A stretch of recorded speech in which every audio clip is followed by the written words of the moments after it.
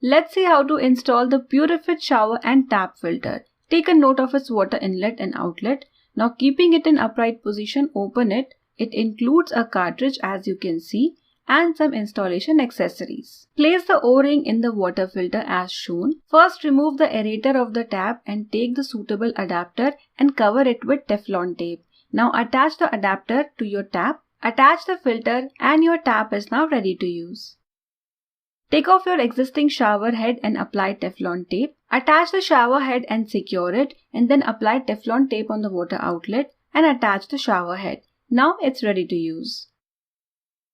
Keep the filter in upright position, that is logo on the top, and open it. Take out the cartridge and turn it upside down. After doing so, you need to close it and install it back. Let it run for 5 minutes. After this, you need to open the filter and put the cartridge back to its original position, that is upside down. Install it back and you will get undisrupted water flow.